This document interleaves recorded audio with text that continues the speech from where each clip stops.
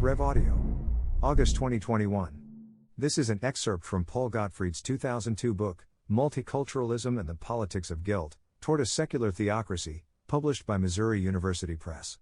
It encompasses Chapter 3, which covers the transition from managerialism to the therapeutic state of the late 20th, early 21st century.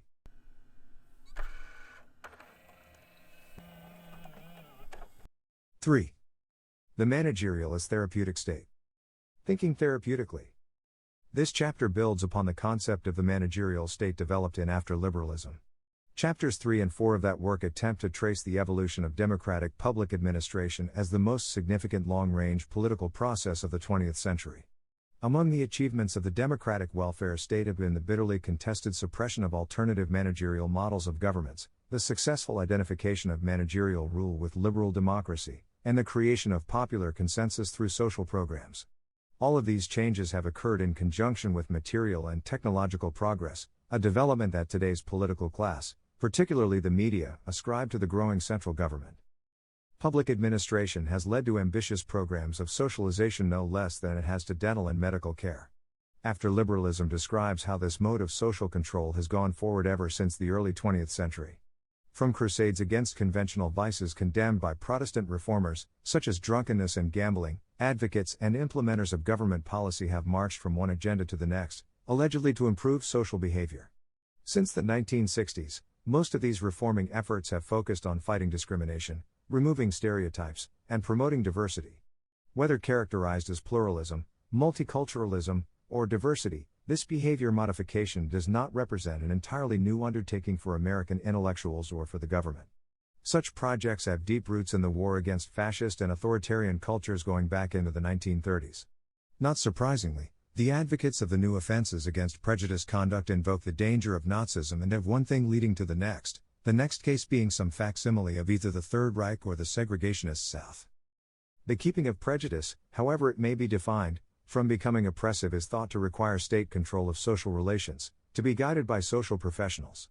This last point in particular has not gone unnoticed, and perceptive commentators, including Thomas Sauce, Philip Reif, and Christopher Lasch, underscore the connection between public administration and coercive social and psychiatric services.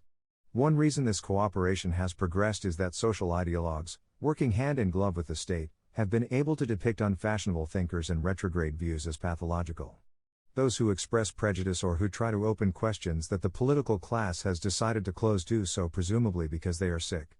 Thus Atlanta pitcher John Rocker, who made disparaging remarks in an interview with Sports Illustrated about the gays, blacks, and third world travelers he had encountered on Subway Train 7 in New York, was delivered, after a media outcry, to psychiatric care. What would seem more brutal insults directed against whites, policemen, and women by a 76er basketball star and black rap singer Allen Iverson did not bring forth a comparable demand for psychiatric solutions. Unlike Iverson's vocal artistry, Rocker's comments, it was decided, were prejudiced. They were the unguarded sentiments of a rural white Southerner, which were aimed at politically protected groups and were therefore symptomatic of a sick personality. Not all insults directed at minorities, as seen from this starkly ideological perspective, are pathological. Such an epithet is reserved for what the political class does not wish to hear or have said. There are at least three ways in which managerial regimes are now engaged in managing consensus. One is for political and media opinion setters to stress that agreement has already been reached, for example, over immigration or multicultural programs. Therefore those who oppose the policies now agreed upon either have missed the debate or are stirring up needless controversy. The second course is what German spokespersons of conscience call Vergangenheitsbewältigung, overcoming the past, and their opponents call Vergangenheitskuhl, employing the past as a club. By harping on the real or imagined evils of the past, proponents of state-controlled socialization appeal to the guilty conscience of their listeners. They meanwhile energize the American liberal Protestant mentality and furnish occasions for exhibitions of public righteousness. But for those who continue to hold out, there is the possibility of treating dissent as a form of illness. Those who disagree with a policy to make us more diverse, to help expunge the remnants of fascism, or to accommodate the marginalized are prejudiced and therefore sick. Their sickness requires treatment by professionals whom the state certifies or by sensitive judges who understand the effect of hate speech. In Canada, this approach to the sick prejudice has been seized on by the courts, which enforce both federal and provincial hate speech codes, prosecutors are not required to show proof of malicious intent or actual harm to win convictions in hate speech cases, and courts in some jurisdictions have ruled that it does not matter whether the statements are truthful. In an interview with Washington Post reporter Stephen Pearlstein, Secretary General of the Canadian Human Rights Commission John Hooker explains our position, that you can't rely simply on the free exchange of ideas to cleanse the environment of hate and intolerance. In equally revealing language about this sniffing out of social sickness, the assistant prosecutor for the Superior Court of Paris, Martine Valdez-Bouloc, calls for legal surveillance of Paris bookshops that exist only through and for the diffusion of this unhealthy food, nourriture malsaine, called racism. Similarly, the president of the Superior Court of Versailles, Bernard Darcos, has called for strong legal action against cultural neo-racism. In addressing his colleagues in January 1994, Darcos complained about the hydra and evil beast slouching behind the attachment of high value to one's cultural identity as a European. Such an attitude, which undoubtedly masks a claim to racial purity, requires monitoring and legal prosecution. The two most common reactions to these sensitizing initiatives in the Western world are popular indifference or public endorsement. In Italy, Germany, and France, national polls suggest that fear of verbal and intellectual repression does not register particularly high as a political concern. In all of these countries, unemployment, which is between 10 and 15%, is the major issue that citizens believe the state should address, though the present high level of support for center-left, explicitly pro-multicultural governments in France and Germany does not seem to depend on reducing unemployment, or even preventing it from growing worse. Although immigration remains a political problem in Europe, according to an extensive poll among Italian citizens, immigration and crime for 80% of the respondents are in large part identical themes. Those who consider immigration as a problem mean that it is related to crime, not that it necessitates a difficult process of assimilation. Neither coercive multiculturalism nor the criminalization of hateful ideas was felt to be a pressing issue for all Italians as late as 1999. In the United States, the public responds to the enforcement of politically correct behavior usually by going along. In a national survey for American Enterprise, 67% of the respondents gave as a responsibility of the federal government ensuring fair treatment of women and minorities. A related task assigned to the federal government, which 53% of the respondents approved of, is guarding against discrimination in hiring. Helping the poor and unemployed made it as far as 40%. Although there are different ways of understanding the thinking involved here, one conclusion seems evident. No strikingly negative response has been registered to the government's crusade against discrimination, going from extensive and intensive sexual harassment training in the workplace and steady litigation on behalf of offended minorities to the establishment of minority set-asides and the imposition of politically correct terminology. Well-researched books by Frederick Lynch and Alvin Schmidt suggest a different view, namely that some Americans have grown dissatisfied with the political enforcement and policy ramifications of diversity. Lynch and Schmidt do not deny that diversity politics, taking into account working women, provide benefits to a substantial part of the population. But the cost for others may have become prohibitively high. Intrusive government action against sexual harassment has led some feminists into pulling back from the task of reconstructing gender relations. The translation of women's rights, as the granting of a carte blanche to the government to intervene in the family, has widened the split between those who call themselves moderates and those whom they designate as radical feminists. According to Lino Graglia, the slippery slope effect of enforcing diversity at educational institutions is becoming common knowledge. Filling political quotas with designated minorities does not end this social engineering project. The institution, or employer, is expected to create a non-hostile learning or work environment once the minorities have been admitted or hired. Otherwise there may result suits and other forms of government bullying. Non-minority members of the workforce are sent to special therapeutic sessions, where they are taught to minister to the self-esteem of those deemed victims of past discrimination. In view of these bothersome practices, why does one continue to find widespread approval of anti-discrimination measures, or, for the most part, tepid opposition, where some resistance persists? Going beyond the more obvious explanations, that some people benefit from diversity policies and that poll respondents are afraid to sound insensitive, there may be another reason that Americans, and Europeans, endorse what political analyst Robert Weisberg calls coercive tolerance. Like Germans, Americans have been exhorted, and now wish to overcome the past. That past, including the recent one, is believed to have been so insensitive that it behooves us to root it out, and to assist a caring state toward that end. Although some of the cultural past may be allowed to survive, for example, brownstone buildings that can be gentrified, a symphony or Flemish tableau vivant that minorities may like, or a still-living constitution that advances social engineering, most of our Eurocentric heritage is thought to express and transmit a reactionary consciousness. From the standpoint of the media and minority representatives, the removal of this consciousness is an eternally present task, and one that must be addressed by reforming public education, renaming buildings and streets, and removing non-inclusive flags and monuments. One Southern conservative critic, who observes such violence being done to his heritage, scolds New Orleans officials who had removed Washington's name from an elementary school because he was a slaveholder. He objects to the fact that Robert E. Lee's picture had disappeared from a historical display along the Richmond, Virginia, waterfront after a black Muslim councilman had protested.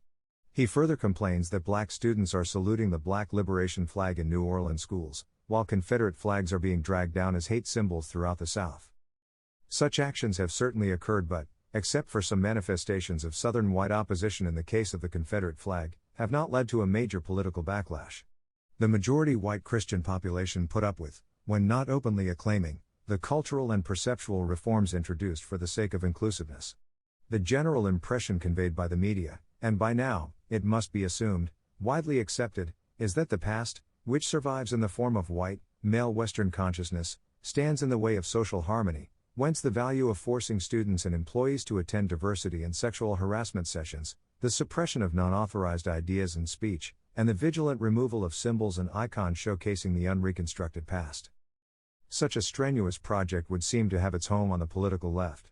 But in the United States, the establishment right has competed with its opponents in calling for the obliteration of certain insensitive appurtenances of the inherited culture. Conservative celebrities rush to affirm the social progress they believe has been made in the war against prejudice. They dwell on how much the United States has improved in their lifetimes as a result of these extraordinary exertions. Neoconservative and moderate feminist Daphne Patai deplores recent government zeal in the prosecution of sexual harassment but approves of the concept behind it. For a brief time it did identify something outrageous that needed to be stopped. And Patai insists that the heterophobia that pervades contemporary feminism would have been entirely acceptable 100 years ago. Feminists would have been justified in taking a more aggressive stance at a time when women's relationships with men were characterized above all by women's civic inequality, their extreme economic dependence, their lack of education, and their vulnerability to constant pregnancy. Patai begins her critique by negatively describing those Western societies in which feminist consciousness has not yet come to prevail. According to Wall Street Journal commentator Francis Fukuyama, it may be wrong to agonize too much over the slaughters unleashed by 20th-century Western history. That may have been the price paid for a situation in which 40% of the world's population live in politics that can reasonably be labeled democratic. If German armies had taken Paris in 1914, at the outset of the First World War, Fukuyama reasons, the victory would have left unimpaired the cultural self-confidence of 19th-century European civilization. But the result would have been to stunt our moral consciousness. A German century may have been peaceful and prosperous, but in the social sphere it would also have been stratified, corporatist, ultimately based on racial and ethnic hierarchy, a world made safe for South Africa. Fukuyama's neo-Hegelian defense of an unfolding progressive consciousness may be less common as a justification for the present age than the insistence that all of us have agreed to be sensitized. Significantly, it is never demonstrated that the all to which reference is made chose one social policy over another. In European versions of the same choice making at the crossroads, Jürgen Habermas and Ralph Giordano in Germany and Bernard-Henri Lévy in France have presented their countries as poised between the two cities, one characterized by xenophobic communitarianism and nationalism, and the other by the Enlightenment dream of openness, human rights, and internationalism. One is given the impression that an existential turning is now taking place, and each one of us can pick between the multicultural equivalents of Christ and Barabbas. According to Lévy, a prominent French ally of the American neoconservatives, the struggle for diversity and human rights is fraught with demonic temptation. The Antichrist, which is the old France of archaism and organic identity, lies in waiting for the unsuspecting. Like Calvin dwelling on the insidiousness of human depravity among those seeking to be virtuous, Lévy explains how French fascism operates through changing discourses, indeed not by clear and distinct statement but by furtive, wandering, and malevolent slips. A French ideology, opposed to human rights, functions as a lexicon, an encyclopedia, a tightly closed circle, a system of images. French fascism is a language literally structured as an unconscious force. This undiscovered intention that remains embedded in language and custom supposedly indicates the need for a cognitive reformation. Lévy does not explicitly designate the educational instrument desired, but it may be inferred that he does not oppose the crusade in his country against crimes of opinion.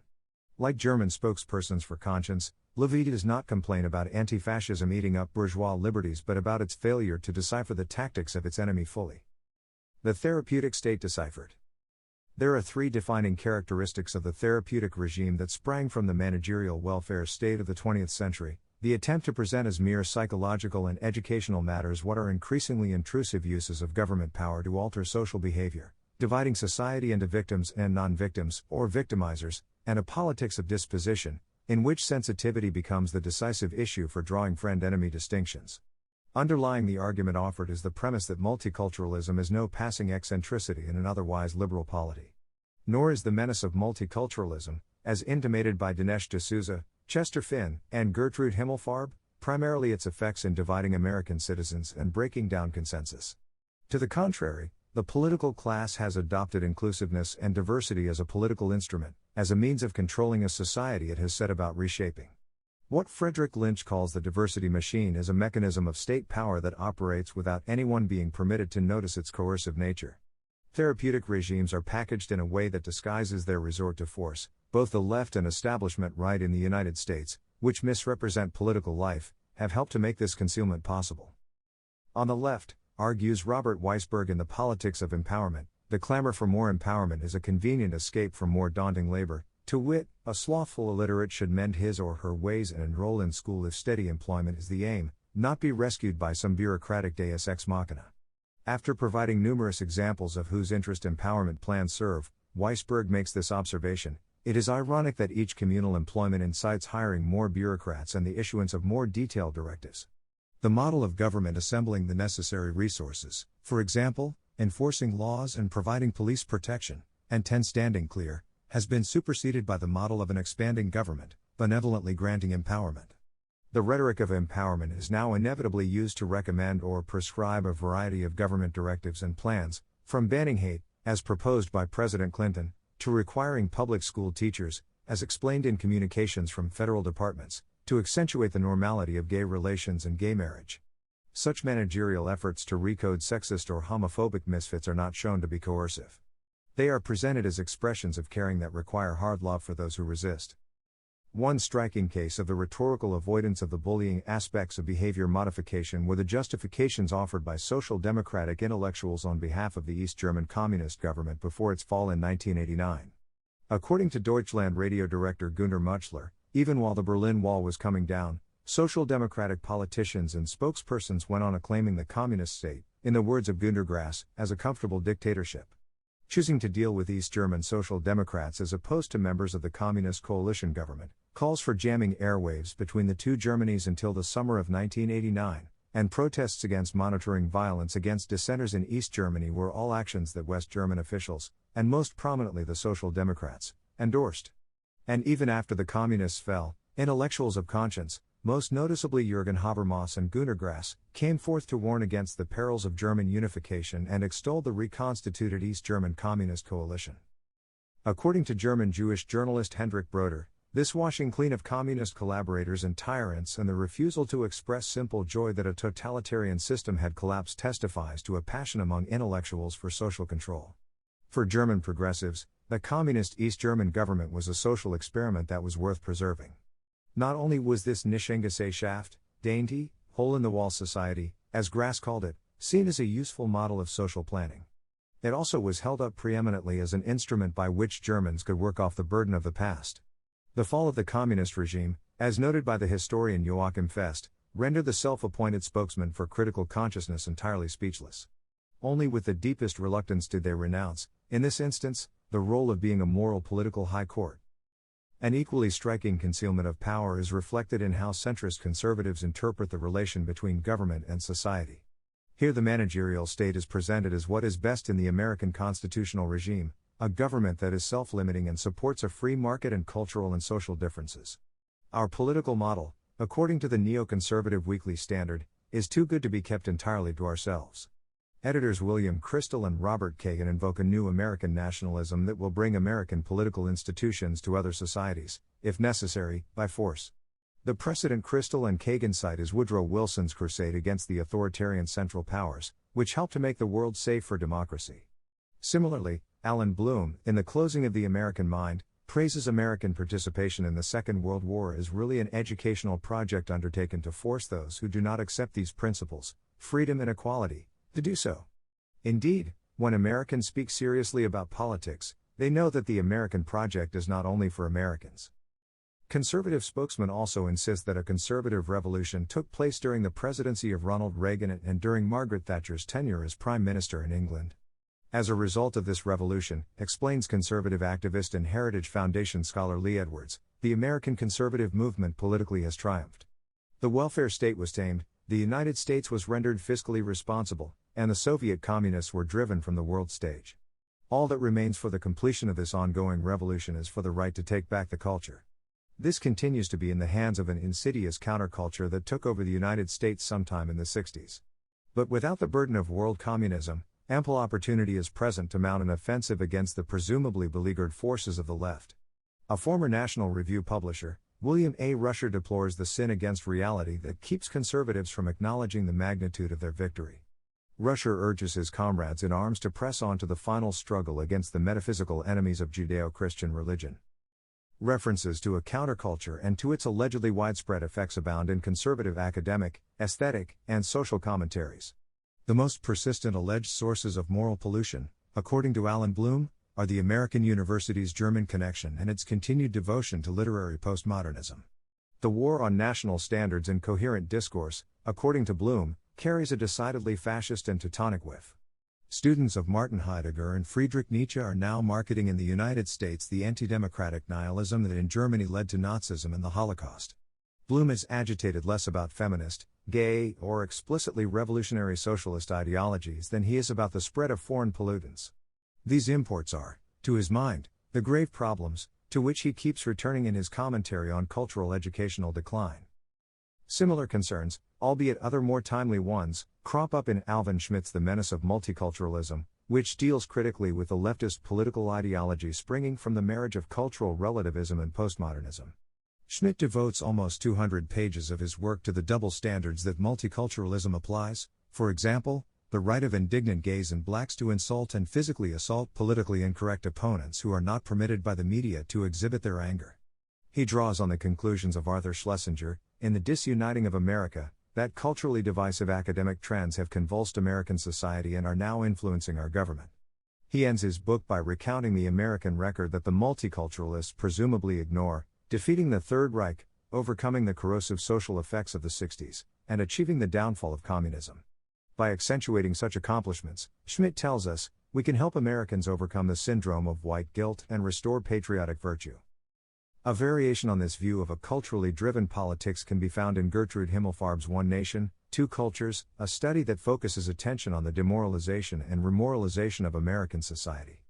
Himmelfarb is deeply concerned about the weakening of the traditional nuclear family and about the crisis of legitimacy to which judicial incursions into social questions have contributed. These developments are traced to a cultural war in which two cultures are in contention, one derived from European ideas and from the adversary culture diagnosed by Lionel Trilling in 1965, and the other from the middle-class roots of the American founding. Himmelfarb's sympathies are unmistakably with the second, but she also fears that those beyond the establishment right are trying to illegitimize legitimate government. They reach for hyperbole when they deplore the effects of intrusive judges and officious administrators. While Himmelfarb explores social breakdown by pointing to capitalism, prosperity, and academic culture, she hesitates when it comes to criticizing the polity. Like George Will in Statecraft and Soulcraft, a work she quotes with obvious respect, Himmelfarb adorns her description of the federal government with high-sounding quotations from Aristotle, Burke, and Hegel. And she depicts herself as occupying a middle ground between bureaucratic zealots and the armed fanatics of the right, who treat American government as a tyranny. The culturally deterministic argument stated but never proved by Himmelfarb avoids any recognition of the modern state as a builder of culture. Like Schmidt, Schlesinger, and Bloom, Himmelfarb pays only scant attention to how central states shape society. She fails to note, for example, that such regimes attract and hire those who are compatible with its agendas. It is not simply that the counterculture has temporarily occupied public administration. The opposite may be more likely, according to one homosexual libertarian critic of the gay movement, Justin Raimondo. The political successes that gay activists celebrate are the acts taken by the state against declared or perceived opponents. Today the so-called gay movement sees government as the agency, not the enemies, of liberty. From socialized medicine to anti-discrimination legislation to mandatory tolerance lessons in the schools, there is no scheme to increase the power of government these alleged freedom fighters do not endorse. As a specialized contingent of an army dedicated to ramming multicultural socialism down the throats of the American people, argues Raimondo, the gay movement thrives in part because those seeking to increase state power hold it to be a suitable vehicle. Raimondo makes a point worth discussing about the relation between moral revolution and managerial control. Unlike respectable conservatives, he does not confuse the federal administration with the philosopher's regime. The government now in place, as opposed to one that comes clothed in Borkian rhetoric, searches out radical forces in order to break down non-inclusive behavioral patterns and to subjugate citizens. Those who favor such a course, for individual or collective reasons, will empower the state to pursue it. The view of a generally weak state being up for grabs by contending cultural factions recalls the pluralist conception of government put forth by Theodore Lowy and Robert Dahl. In this once academically prevalent conceptualization of American liberal government, various groups compete for and thereby participate in civic and political affairs. Those groups that do better than others enjoy certain organizational advantages or material benefits but otherwise have no privileged power. This is the weakness of liberalism as embodied in American institutions. According to Lowy, liberal government cannot plan. Planning requires the authoritative use of authority, whereas U.S. civic culture produces economic negotiators instead of political leaders. A recent formulation of this view, from Brookings Institute researcher Jeffrey Berry, is set forth in The New Liberalism, The Rising Power of Citizen Groups. Analyzing what are viewed as the post-materialist agendas of citizen activist groups and their impact on congressional action, Berry never denies that the social policies of liberal activists triumph far more often than those of conservatives. Feminists, environmentalists, gays, black lobbies, and consumerists gain their legislative and administrative goals at the expense of their opponents, a trend Berry documents in detail. The reasons for this tendency go back to organizational strategies. Liberal citizen groups have thrived not only because they have caught the fancy of the media and affluent suburbanites but because they have built strong well-managed organizations, are effective in targeting core groups, and have richer resources. Most of these advantages have something to do with how one is depicted by the media, a condition that Berry readily concedes but also believes to be justifiable. The state militias are truly radical in their political orientation, and the negative tone of these stories largely reflects the group's extreme rhetoric condemning American government.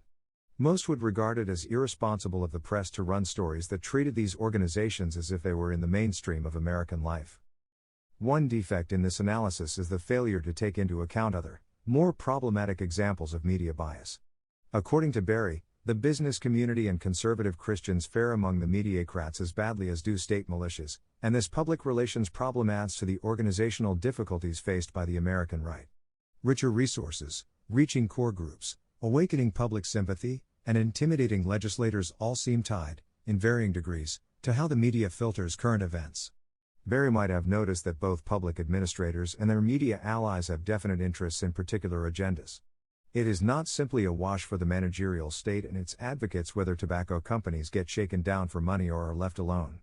Nor is it a trivial choice for those who favor a weakening and eventual disappearance of a bourgeois Christian civic culture whether the gay agenda is advanced or retired. Finally, it is never explained why the media is justified in making right-wing militia men look bad for not being in the mainstream of American life. The media does not do this when it interprets the indignant discourses of black or Hispanic nationalists or the anger of gay activists directed at traditional Christians. A foundational practice for the therapeutic managerial state is the division of citizens, and by now resident aliens, into victims and non-victims, or victimizers. These lines of demarcation are directly related to questions of power, for unlike the notion of the United States as a self-indulgent nation of victims, what is being argued is that the cult of victims is first and foremost about control. The point to be made is not that everyone craves self-esteem or needs to be included but that some groups have a privileged right to recognition and benefits and that the state determines who receives what. The interpretation by Frederick Lynch that public administrators and advocacy groups run the diversity machine for their private uses is undoubtedly correct. But even more relevant, as maintained in After Liberalism, the diversity machine produces vast reservoirs of power that devolve on the managerial state.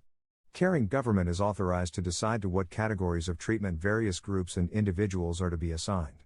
In Europe and Canada, this power prepares the way for another, related one, the right to suppress opposition deemed as insensitive to government-protected minorities.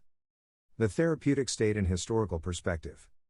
A particularly prescient analysis of the modern state came from Austrian Marxist Rudolf Hilferding, while hiding from the Nazis near Arles, France, in 1940. Contrary to the assertion by his commentator, Benedict Kautsky, that if Hilferding had survived the war, he would have contributed to the further development of Marxism, that part of his literary legacy published as The Historical Problem suggests Hilferding was turning in a different direction. Force, he stresses in his essay, is decisive.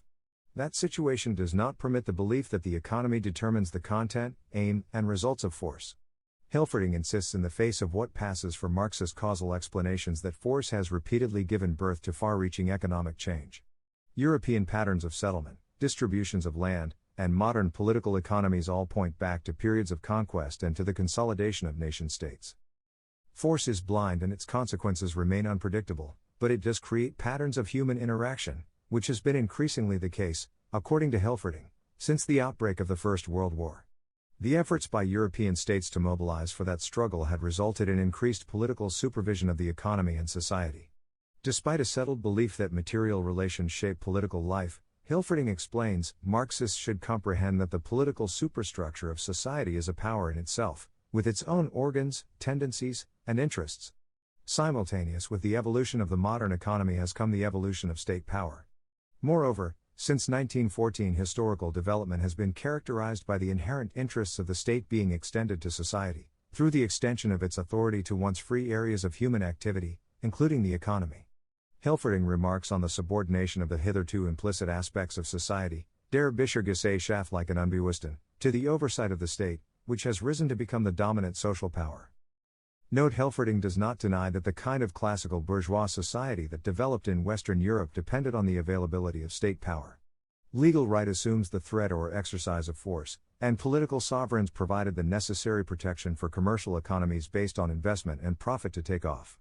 Nonetheless, what characterizes the contemporary political scene, the subordination of self-regulated social spheres to a unified state and the collapse of any effective opposition to state direction, is something different from the early modern European past. As the state subjugates to itself persons, it moves toward becoming a total power, without the feudal restraints that limited European sovereigns. Hilferding rejects the notion that the state is somehow bound by current productive capacities. In the modern world, these technical limits are being pushed steadily back, and once the state can encroach upon what was once an independent social sphere but is now a political one, it is hard to imagine what will hold it back. At most, analysts might try to understand the aims of these increasingly unbounded states, and they might consider the psychological drives of those wielding power rather than the objective context of less significant socioeconomic variables. Although Hilferding's discussion of the state precedes a more or less conventional Marxist analysis of material relations and social consciousness, the first topic does not lead conceptually into the second. A thematic lacuna separates the two. And Hilferding tips his hand by presenting Marx's historical view as applying to struggles that take place in a sphere without a strong state and are not consciously controlled by rules. The contenders in this social struggle compete for the levers of political power, while the state acts as the deciding force by throwing its weight to one side or the other. Hilferding was drawing a picture of a distinctly modern state that was emerging at the time he was writing. He was making reference to the managerial regime that came into its own in the first half of the 20th century. Although Hilferding admittedly has in mind the total state that engulfed Central Europe in the 30s, he is also preoccupied with bureaucratic control as a characteristic of his time. And he explains that one way the state will has come to prevail is by presenting itself as a counterweight to competing social forces. His observations overlap those of James Burnham and Robert Nisbet about managerial political power and about the apparent unstoppability of the expansion of the modern administrative state. But Hilferding saw more deeply than Burnham when he stressed the primarily political character of power, as opposed to the circulation of social elites. He also foreshadowed a later understanding of managerial government when he realized that socioeconomic analyses could not entirely account for the political developments of his age. Since that time, the therapeutic state has added a more subtle form of despotism to Hilferding's concept of managerial rule. This updated state masks the exercise of power as a form of caring, while moving toward the abolition of private social relations in order to sanitize group consciousness. While this now dominant Western regime does not engage in brute force, it marches nonetheless through once independent social spheres. As both the protector of designated victims and the sensitizer of consciousness, this expanding central state is authorized to make constant interventions, directly or indirectly, in a wide range of human and commercial relations. In the United States, A residual liberal mentality still persists as a restraint on the political, but in Canada and Europe, the war against discriminatory thoughts and deeds, the second by now is equated with the first, has led to such invasive policies as criminalizing insensitive statements, even when demonstrably true, and jailing the perpetrators of hateful opinions and scholarship. The German case is particularly worth exploring because of the extent to which German governments and German courts promote multicultural thinking. The Nazi regime weakened what remained of a classical liberal sensibility in German society. The post-war occupation pushed a defeated and humiliated nation into accepting a democratic civic culture, which could only be built, or so it was explained, by imposing censorship and social engineering, and ever since the 40s the Western media and American Jewish organizations have played up the insufficiency of German atonement for the German past. By now there are no strong sources of opposition to thought control in Germany, save for the self-identified regionalist Bavarians. Indeed, the more energetically anti-democratic and nationalist conservative enemies are pursued by the courts and interior ministries, the more world opinion presses down on the Germans to deal with the burdens of their history. A common lament heard among Germans is "Sie lassen uns die Meinung nicht aussprechen," they don't let us give our views. The questions to be asked are, who is doing the censoring, and what prevents the Germans from removing the censors and making their society more tolerable? In Germany, the now established approach to democratic mental hygiene is known as Dispositionsjustiz. Although occasionally subject to critical attention, it has remained, for the most part, popular with the media, and it is not something that even most center-right politicians spend their time challenging. For the German left, Dispositionsjustiz is seen as necessary to overcome the National Socialist past and to build reliable Democrats. For the pro-business right, democratic education is a means of getting along in what is thought to be a generally Teutonophobic climate. It is best, or so it seems, if Germans are viewed as perpetually atoning, in order to build contacts and prosper in a global economy. In a detailed legal historical study, Streitbare Demokratie und innere Sicherheit, Hans-Gert Jaschke documents the contributions of the German center-right to the policing of thought and opinion in German society. The basic law that set up the German Federal Republic in 1949 draws on a consciously anti-fascist perspective. Most of the rights, starting with Article 1, taken from the United Nations Charter, were presented as human rights, not as those pertaining specifically to citizens. The list of human rights, as explained by an architect of the document, Carlo Schmitt, was not merely an appendage of the organizational part of the Constitution but its guiding principle.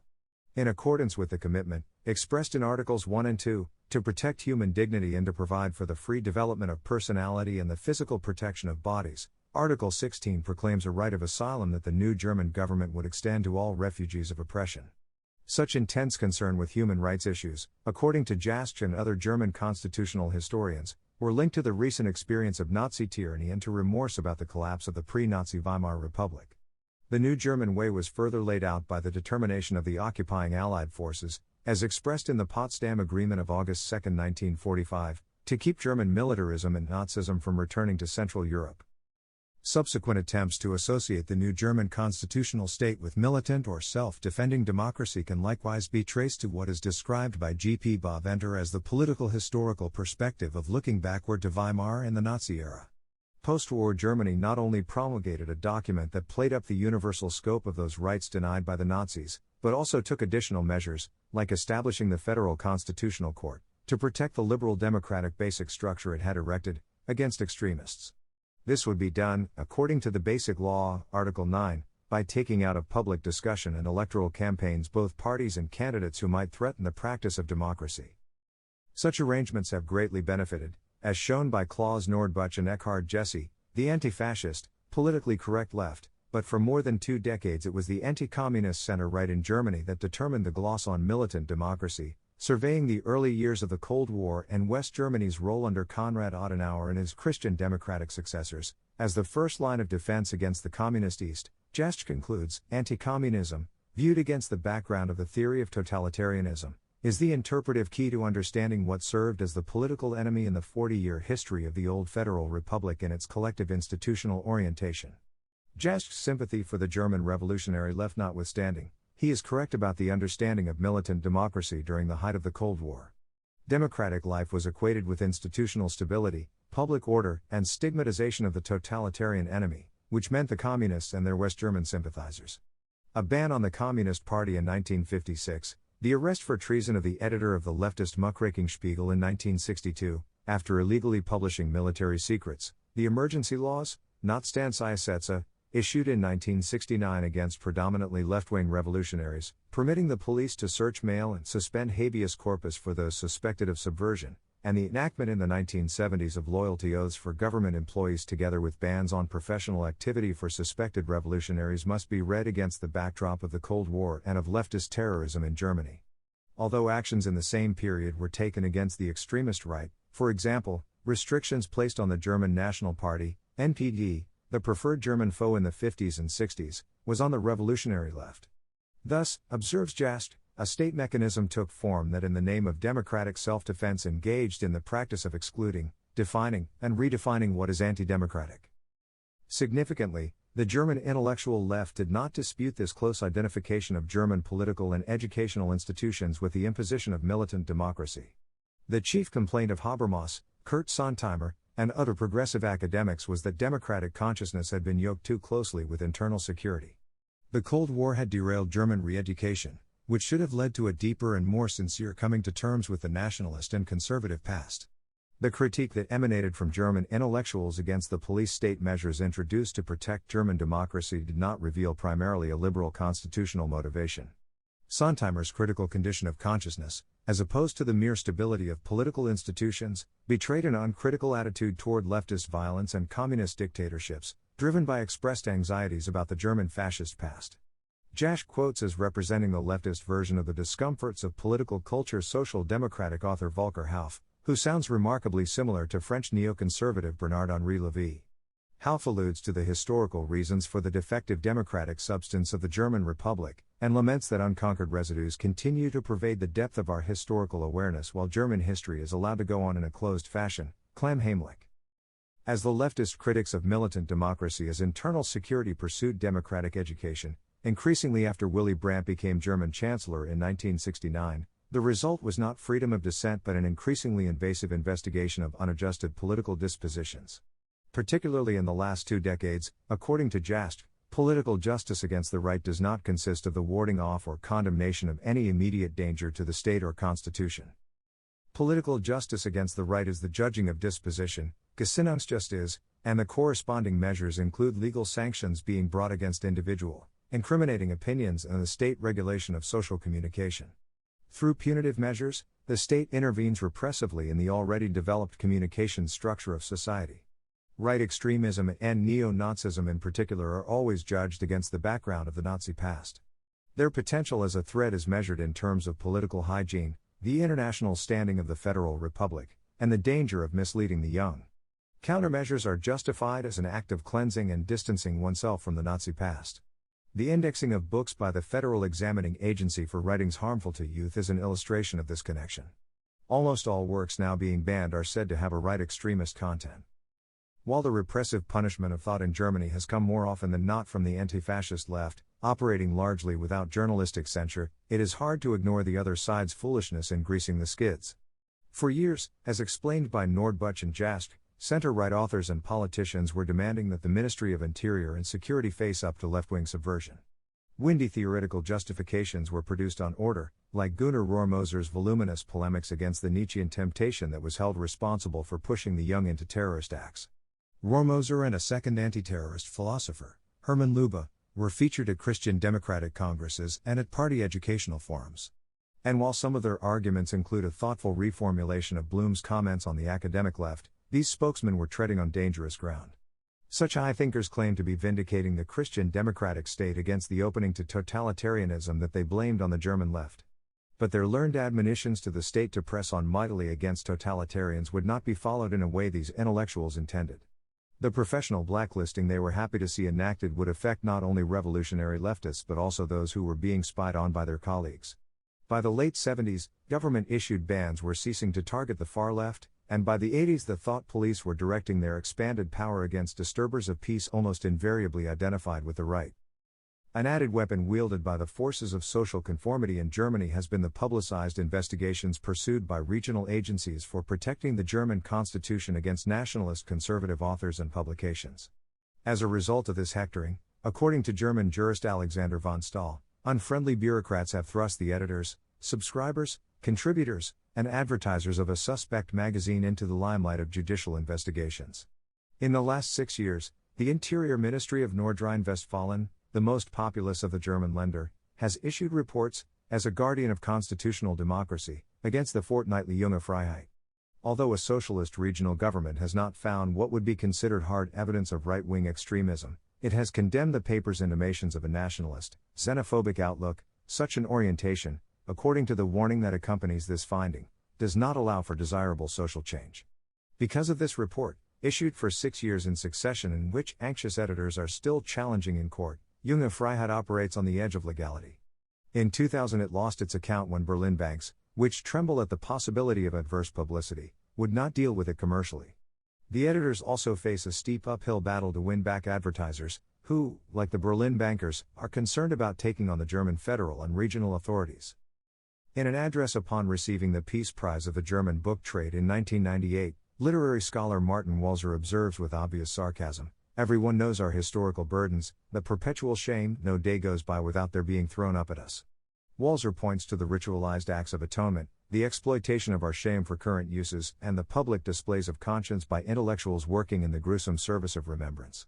His remarks are timely and courageous, particularly his distinction between recognizing historical atrocities and suspecting ulterior motives when those atrocities are being constantly paraded before one's eyes and when those only remotely responsible for them are required to apologize perpetually. A common multicultural fate. Where Walser exaggerates is stressing the peculiarly German character of the burden he describes. By now all Christians have been generically indicted for the Holocaust, which has been extended to gays and explained in such a way as to minimize the suffering of identifiably Christian victims.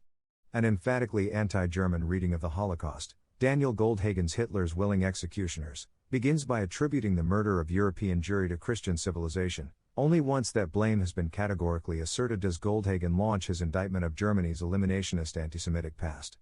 As documented by Peter Novick, the American Jewish view of the Holocaust, which is also accepted in the Christian community, has shifted from sharp distinctions drawn between Nazism and Christianity to a gradual blurring of the two.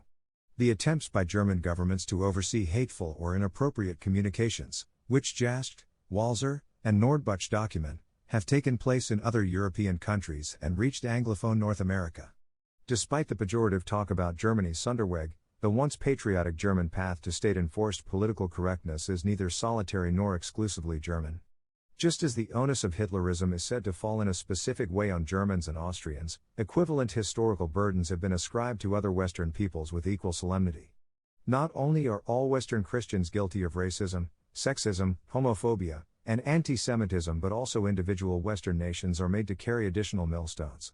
Thus Euro-Americans express a collective duty to atone for their racist past, and because of this historical weight, according to Canadian historian Richard Eiton, they have produced an exceptionalist left that remains deeply mired in American racial issues. In point of fact, none of this exceptionalism is truly exceptional.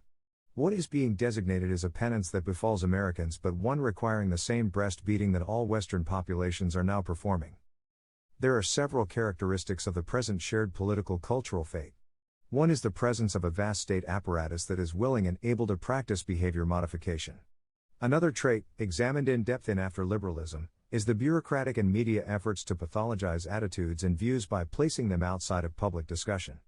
Only the mentally unhealthy, we are told, would be disposed to present these views, the range and variety of which continue to grow. The pathology in question is invariably of the fascist kind, or, in the language of the authoritarian personality, part of the prehistory of fascism. We are supposedly dealing with a pattern of socially and culturally unacceptable beliefs, which in the 30s and 40s resulted in right-wing derailments and may do so again. There are those who admit to this problem and, according to Walser, have turned displays of conscience into public ceremonies. No longer a brooding, individualized activity, the appeal to conscience for German intellectuals is an act of self-glorification, in which negative nationalism is vented upon others. Such behavior fits the liberal Christian paradigm that now towers over Western culture. The righteous few make a show of good conscience by apologizing for collective sins, and by exhorting the state to enact compulsory penance. At the same time, the political class in Western countries has embarked, with minimal opposition, on a program of mental purgation. Government, educators, and the media seek to cleanse us of the unsubdued vestiges of the past that still cling to our minds and society. Only by calling forth these residues can we exorcise them as a mental and historical burden. The predilection among German intellectuals for the term Heraufbeschwörung to designate this process seems appropriate. The word conveys an exorcism as well as an act of calling up. Prejudice, hate, and other historical residues work beneath the surface, and their opponents accordingly refer to the unconscious forces that progressive custodians of mental well-being should obliterate from people's minds and from public life. What makes these residues especially harmful, we are told, is their insidious operation in ordinary life, and the refusal of the uninstructed to come to terms with them. This takes, among other forms, the habit of arguing empirically against the need for re-education. A point ponderously developed by the postmodernist left is that unwelcome refutations and investigations, drawn from ideologically incorrect observations, supposedly have no place in critical discussions. This broad maxim guides not only the humanities departments of major American universities but also how the media and government treat insensitive argumentation. Those critics who argue against expressions of inclusiveness, even with airtight documentation, are seen to be contaminating the rest of us. According to Stanley Fish, there is no moral reason to grant non-progressive voices any status in a conversation or to tolerate the expression of reactionary opinions in civil society. Judgments that uncongenial speakers bring forth must be evaluated with reference to the political situation. The wielders of a hegemonic discourse, favoring the oppression of blacks, women, gays, and other victims, may have to be silenced for the good of the weak. Although not averse to the deconstruction of meanings, Fish makes clear that such activity should help the marginalized and not the dominant class, gender, or race. Thus, when the sprawling 120-page Justice Department hate crime report plays up the white Christian majority's hatred of blacks, Hispanics, Jews, and Muslims, or when Le Monde Diplomatique, in the dossier, Les Crimes de Haine, Symptômes, targets white male Christian perpetrators of ethnoviolence, all sensitized readers understand the operative terms. Ethnoviolence and epidemic acts of hate do not refer to that overwhelming majority of cases involving interracial violence, namely, those committed by blacks. Recalling this fact indicates the presence of embarrassing historical residues, something the speaker or writer has not yet been put behind or faced honestly. We are thus required to bring to justice or at least stigmatize the makers of insensitive statements, even of statements that happen to be statistically or empirically defensible. There is only one mentally healthy and socially sensitive response to the hate problem, which the state and the media claim to be giving us. It is to accept the task that former Attorney General Janet Reno brought to public attention, to keep close watch on other Americans, and particularly school students, in order to protect them against the forming of hateful stereotypes. Although it is sometimes stated that we are taking action against the incitement to violence by nativists and other reactionaries, the objects of this repression do not usually pose a credible physical threat to the state. One illustration is the punishment that goes on in Europe against Holocaust deniers and critics of gay rights and immigration. These groups are certainly not positioned to subvert political power and express no interest in doing so. They are also, on the whole, less divisive than protected minorities, like Hispanic nationalists in the American Southwest and fundamentalist Muslims in France, who are generally more open about offending the majority culture. But the Gesinnungsjustiz that Jast defines in his book has nothing to do with what states once understood as threats to their existence. This new policy punishes insensitive disposition, and that may be the only way, it is stressed, that the residues of the past can be expunged, particularly for those who persist in making mean-spirited arguments. Internal and other contradictions. A final observation may be in order about the relationship of therapeutic ideology to the managerial state. While public administration benefits both materially and in terms of power from the forming of inclusive, multicultural teachings and mentalities, it is also limited by an established set of beliefs. It would be hard indeed for political leaders to disengage from their beliefs, to pursue their own advantage, or to deal with changed public perceptions, without opposition from the ideological core of the political elite. One need only imagine what would happen to his public relations if former President Clinton uttered homophobic, sexist, or white nationalist sentiments for any period of time. Ideology creates limits as well as justifications for power. Moreover, those who rise to prominence or exercise power as defenders of an ideology usually believe in it, to whatever extent they believe in anything beyond self-interest. It is beside the point whether such ideologues remain entirely consistent in their adherence to their stated convictions. Inconsistencies do not betray necessarily a lack of conviction, whether the one being challenged is Senator Hillary Clinton, who does not live among the black constituents she champions, or Emperor Charles V and King Louis XIV, who defended the Catholic faith while begetting children out of wedlock. Consistent behavior does not have to accompany moral and visceral acceptance of a body of belief in order to prove that the adherent accepts that belief internally. But the doctrine upheld may well immobilize when the elite in question encounters unaccustomed situations. When or if, for example, multiculturalism starts to lose its popular hold, would those associated with its reign be able to free themselves from unprofitable convictions?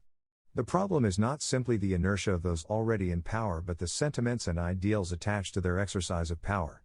A case in point is the angry reactions found among European journalists, politicians, and judges to the inclusion in the Austrian government of a populist of the right, Jürg Haider. The attempt by the largely socialist European community to isolate Austria for internal political choices was a frontal assault, as noticed by the Swedish, Danish, and Czech governments, upon Austrian sovereignty. It highlighted the effort by a supranational, economically collectivist, and ideologically multicultural institution to impose its view of the good on a small, unwilling country. Those who were imposing their values believe that Haider represents for all to see the unconquered vestiges of European fascism. These vestiges account not only for Haider's insufficient or reluctant expiation for Nazism, but also for his generally insensitive politics. His opposition to immigration, his decentralizing plans for Austria, and his classical liberal economics make him a threat to what his accusers deem as essential for human betterment. A successful Haider would work to undo that vision of the world that the political and media elites consider as good for every Westerner. A dossier on populist mavericks published in Corriere della Sera, similar to feature articles printed in the French, German, and American presses, attributes to European opponents of immigration interlocking reactionary positions, from inciting homophobia to denying the Holocaust. Although no credible documentation for these charges is presented in most of the cases adduced, there is no reason to believe that those who make them do not accept their validity. Nor is there reason to doubt that, for the accusers, all of the charges are inextricably connected. Note the managerial therapeutic elite feel confident about the future, as long as they can exorcise the unhappy, demonic past. The dossier on the extreme right in Europe featured in Corriere della Sera announces good news as well as bad, namely that the Finns had rejected Haider when they elected as their president socialist and pro-gay feminist Tarja Halonen. Among her vaunted qualities, Halonen is someone who hopes to increase the rate of third world immigration into Finland. But how would the globalist elite and its media allies cope if large numbers of voters move away from politicians like this one, or if candidates attacked by the media survive and prosper as focal points of politically incorrect opposition? If the fitful reactions against Haider are an indication at all, adjustment for those in power may not be an easy thing. The present ideological justification for their control may become an unsubdued legacy in the face of an unexpected historical turn.